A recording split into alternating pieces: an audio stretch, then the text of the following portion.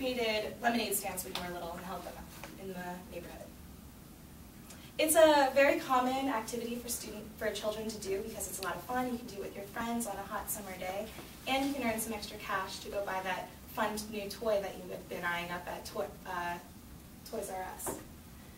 In addition, some children even go above and beyond by selling baked goods or cookies of some kind to get extra money from extra customers. This goes to show that even having a lemonade stand is an entrepreneurial endeavor.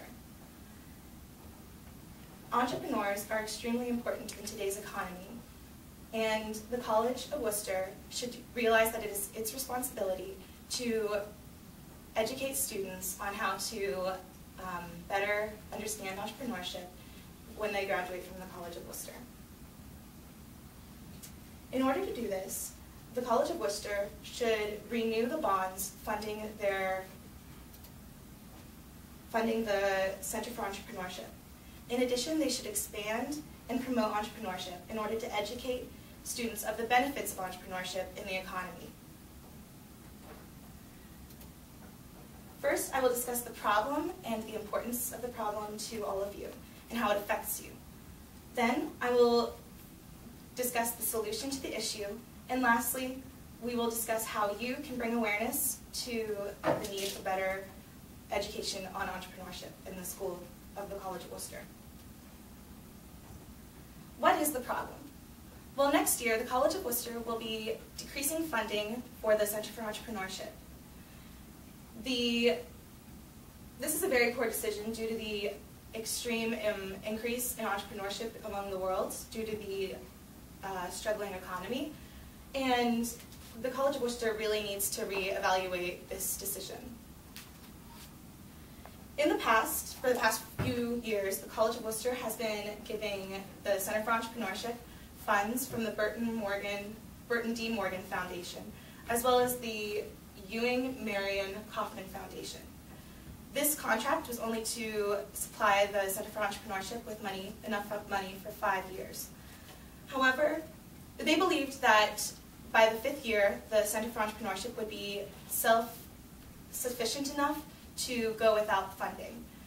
However, the first few years of the creation of the Center for Entrepreneurship was led by a man who had little experience with entrepreneurship at all, a little background in education in the situation. Therefore, the center kind of got off to a late start. Whenever James Levin decided to come in during the 3rd year, finally things began to flourish. In an interview on November 16, 2011, James Levin, a professor here at the College of Worcester, who is also in charge of the Center for Entrepreneurship, stated that he still meets students every day with new job ideas and businesses. He also goes on to say that this year he has had more students interested in interning for the center and twice as many students interested in helping out with the jam session than last year. In addition, the upcoming events concerning the Center for Entrepreneurship look like it's going to be moved into the Library of Andrews.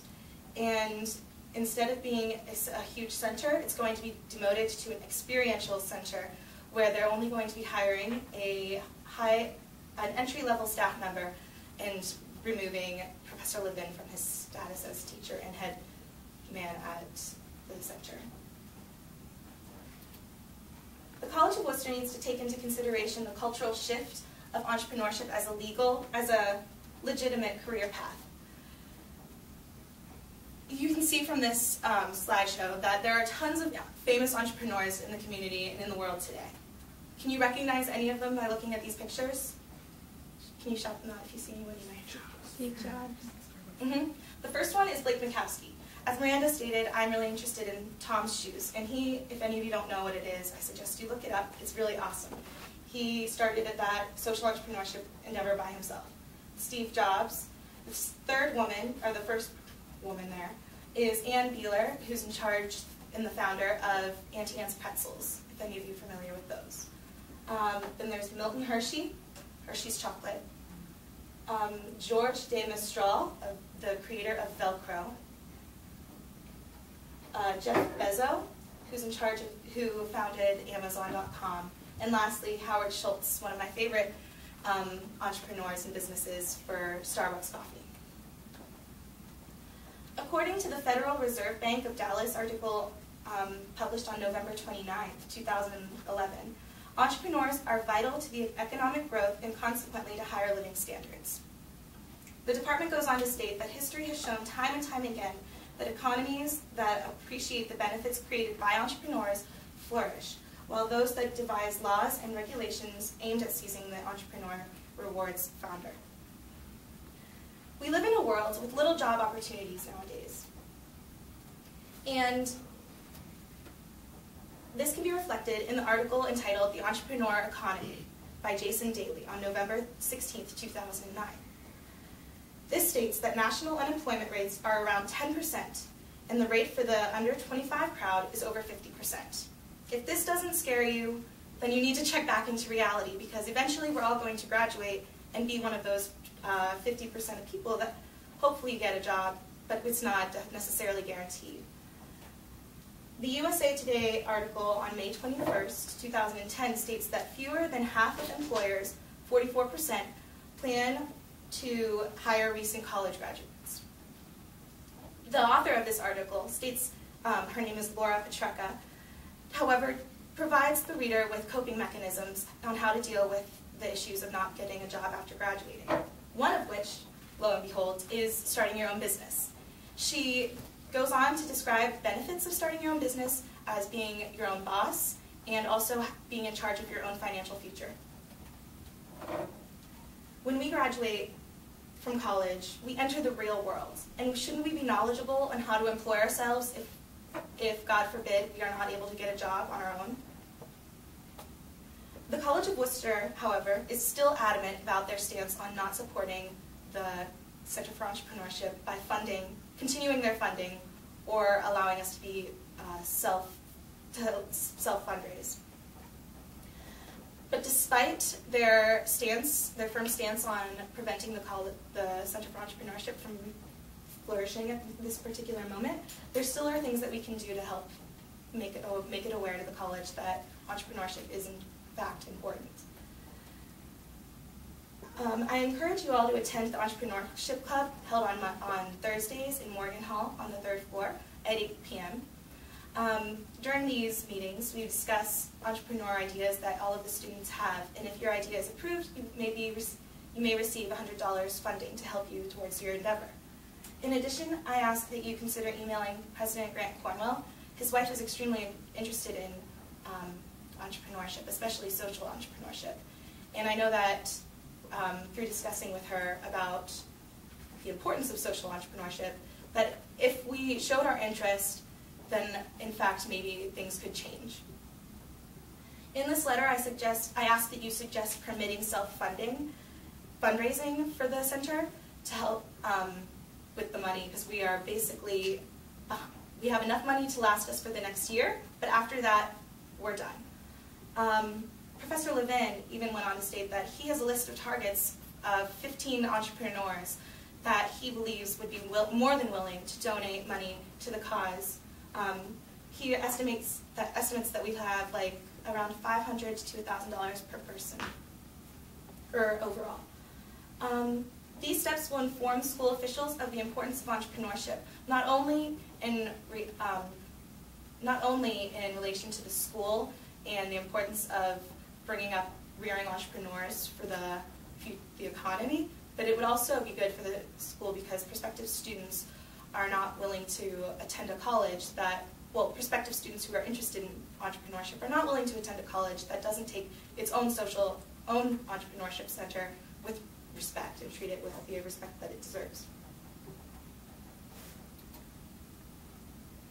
If we make enough noise, they are bound to listen, and even if they don't, Professor Levin and I we strongly believe that in the upcoming years, they will end up reinstating the program because of the demand from prospective students. Because otherwise they're going to go to other schools that provide those opportunities for them, such as Denison, Babson, Allegheny College, Grove City, where I attended, and Huron College in Kenyon. As mentioned before, if we fail, the school is in for a rude awakening. With the lack of prospective students deciding to come to the school, graduate students being less prepared for the real world, and overall, the benefits of the school and overall economy would drop. Entrepreneurs are becoming more acknowledged as a legitimate career path, and this is being reinforced by big-time entrepreneurs such as Steve Jobs and Mark Zuckerman and stuff like that. And still the College of Worcester views the center with a stereotypical lighthearted manner, which needs to change. If we as students try and make the official board realize how important it is as an overall endeavor for the school, then I think that possible change could occur. Before I close, I would like to remind you all to email President Cornwell and support the center by attending our entrepreneur meetings held on every Thursday. If you have any questions, you can email me or my co-president, Peggy Olson.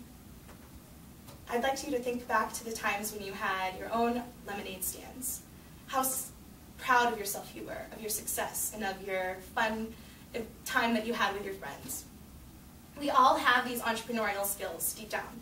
We just need the proper environment and funding to help create these things in a better manner. Do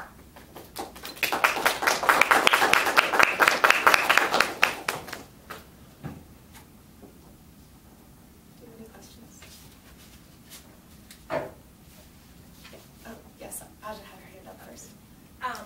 So are you suggesting that the college give money to the club or start another major? Okay. What Aja asked is if the college give money to the club or start another major. It's start like its own entrepreneurship major. Oh, well, ideally I was thinking that the college should just provide the club with sufficient amount of funding or allow the club to self-fundraise. But I do believe that down the road they may be willing to create their own major. A lot of colleges are doing it, and they're going to be competing with a bunch of all other colleges. In order to get the money that they want from their prospective students there, they may ultimately end up creating their own major, or minor, both. Yes, Ryan? Did you participate in entrepreneurship clubs at Grove City, and how was it different? What Miranda asked is if I participated in entrepreneur clubs at Grove City and how it's different. Since I was a major, that was my major at Grove City, I did not participate in any clubs.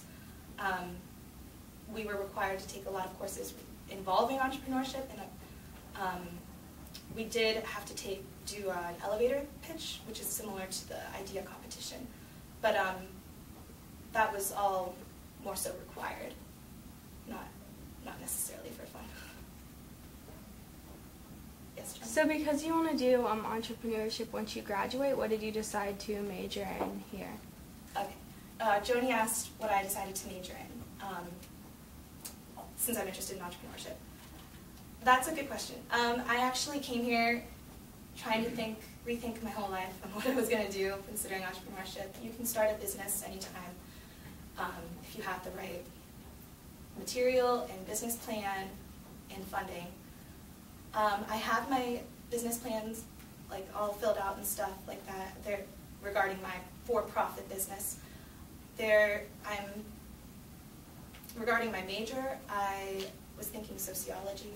There were times when I was thinking of business, but then I decided not to do that. So, since I'm interested in social entrepreneurship and stuff like that, I'm definitely more leaning towards sociology.